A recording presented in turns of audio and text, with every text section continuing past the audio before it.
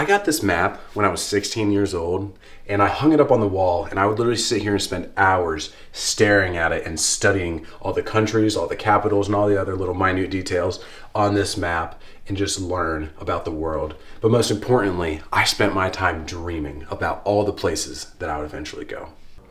I was 15 years old when I came back from Europe, and I was already obsessed with traveling. However, like a normal 15-year-old, I didn't have the budget to keep going. So I did the second best thing. I decided to travel via the internet. I got online and I looked up a list of all the countries in the world. At that time, I had no idea that there were 197 countries on this planet.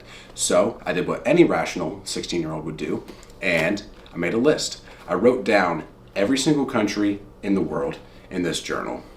And then I ranked them into 3 categories. Countries that I really wanted to go to, countries that I wouldn't mind visiting, and then countries I had no desire in visiting. And in the end, I ended up with an original bucket list of 40 countries. However, I was so obsessed that I went on to plan a trip to all 40 of these countries. So in these next 50 or so pages, I planned a trip to every single country on that list. And that was where the original idea of traveling a lot came from. However, as Taylor and I have learned about the world, continued to explore the world ourselves, watched YouTube, and just done research in general, our bucket list is now morphed into 105 countries on all 7 continents. So it's really interesting to look back on this list and see countries that I couldn't imagine that I would want to travel to now be on the bucket list because I saw something about it and it just looked awesome enough to throw it on the bucket list. So it's crazy to see how 15, 16-year-old Nathan changed from an already kind of crazy obsessed traveler to a 22-year-old who's even more obsessed and more crazy about exploring the world, and now has a wife who is just as excited to do it with him. But to fully understand how we got to this crazy trip, we actually have to rewind back to 2021. I started college in August of 2021, and that was the same time that Taylor started her senior year of high school. During this time, I did school Monday through Friday, and I worked Saturday, Sunday. And I did this for the entire 3.5 years I went to college. Taylor took on a very similar schedule, doing school throughout the week and then working on the weekends. However, during the last year of Taylor's college, she ended up having to quit her job because her academic rigor was way more than mine, and the time commitment was just too much to have a job on top of that. However, we didn't understand fully at the time why we were spending so much time at work and so much time at college and giving ourselves so little free time. It wasn't until we decided on this trip that we truly understood why we had made this sacrifice over the last 3.5 years. So I'm going to give you guys a quick timeline of the trips we took throughout college. So neither of us really traveled after 2019 until 2022. So it was March of 2022 when me and my best friend Jeremiah went to Puerto Rico over spring break. That was my first time traveling without, as an adult, without another adult. So that was our first real solo trip together. And after that, a couple months later, Taylor and I took a 11-day trip between DC and Florida. And then fast forward to 2023 in March, Jeremiah and I went to Sweden and Norway over spring break. And then finally, that brings us to May of 2023 when we decided to stop traveling. You'll understand those air quotes in a minute.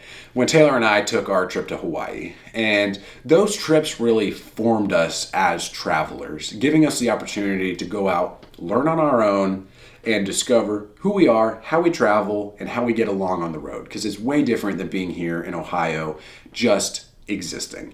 So those trips were the foundation of this bigger dream. And when we came home in 2023 from Hawaii, we sat down and we had a conversation. It was like, what if we were able to travel for an extended period of time just to experience it and just to see how things go?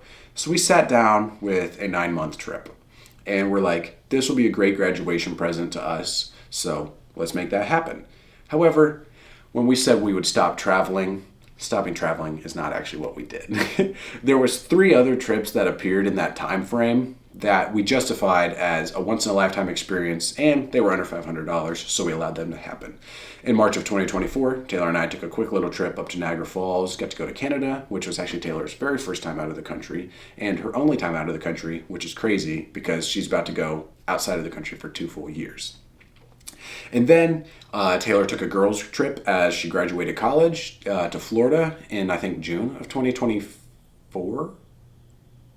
And then I went on a friend's bachelor party to West Virginia to go whitewater rafting in July of 2024. So all those trips were justified because they were cheap and they were kind of experiences that we couldn't pass up. However, after that, we have done no traveling. We have saved every single penny, not bought a single plane ticket, not a single train ticket, not a hotel, not an Airbnb, nothing. We have put every penny we have made either into living or into the travel fund. So when we got back from Hawaii in May of 2023, it's when I started this narrative of the 3 final chapters of our lives before we left on our trip in September of 2025. Those chapters consisted of working over the summer of 2023 into I guess it'd be late 2023. So the summer of 2023 is what I'm saying, is working full time, making and saving as much money as we humanly possibly could. And that led us into chapter 2, where we needed to both graduate from college.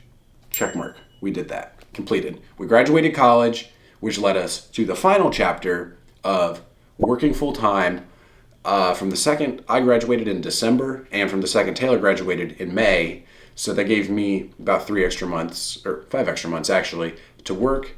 And then Taylor over the summer and then a little bit into fall for both of us to work and save up the rest of the budget for the trip to leave on time in September. So those were the 3 final phases of our lives that needed to happen before this grand adventure started.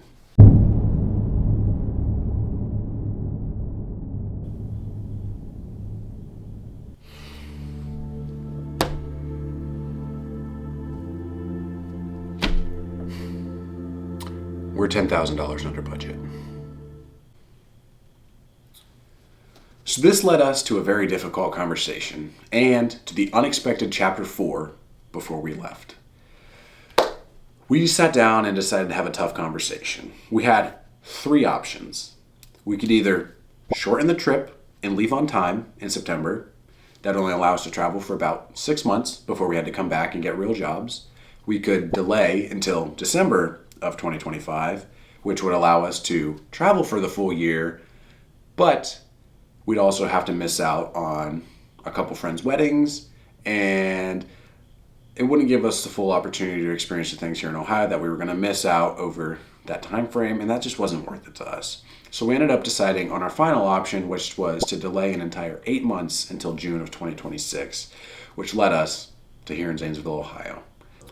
So at the time, both of us were devastated. We were both really upset that this grand adventure we'd been planning for literally 2 years had to be delayed. We're thinking, man, is this trip ever going to arrive? Are we ever going to get to that point where we're taking off on a one-way flight to Europe?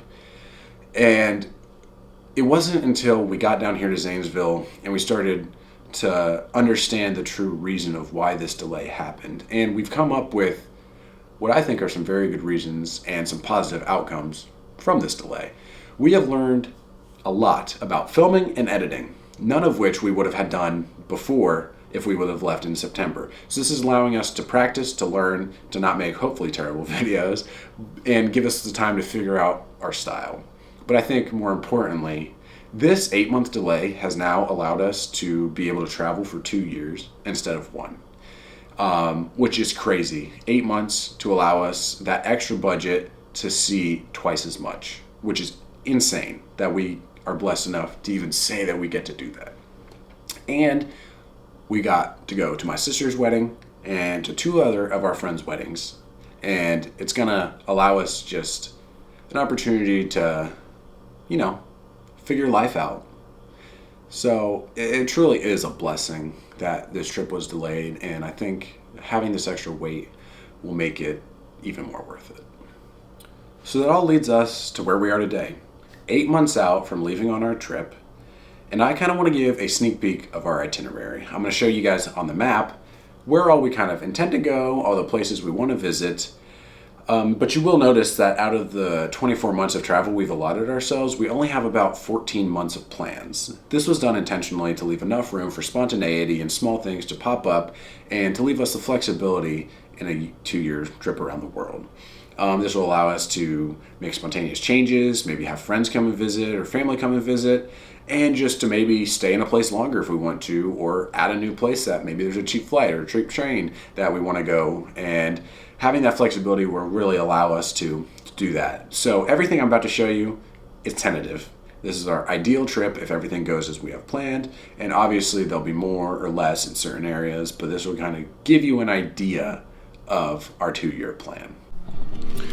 So here on the map, we just have a rough idea of our itinerary. Obviously, we're going to start in Ohio, and then we're going to take a one-way flight to Europe. We don't know if it's going to be to Portugal or probably just the cheapest destination, but right now the plan is to Portugal. Then we'll go through Spain, France, and Italy.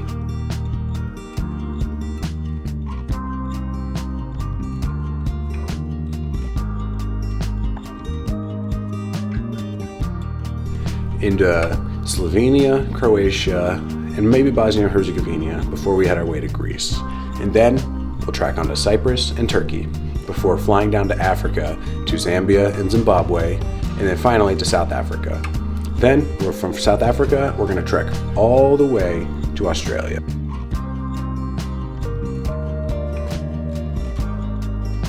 And from Australia, we're going to head up Southeast Asia, hitting Singapore, Thailand, Vietnam, Cambodia, and the Philippines, before finally heading back to the Americas.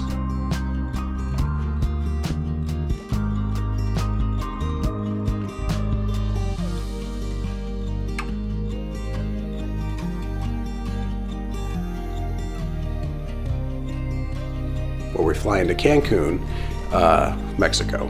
And then from Mexico, we might go back to Ohio for a little bit, but more realistically, we're going to fly down to Peru, Chile, Argentina, and then from Argentina, we might head home.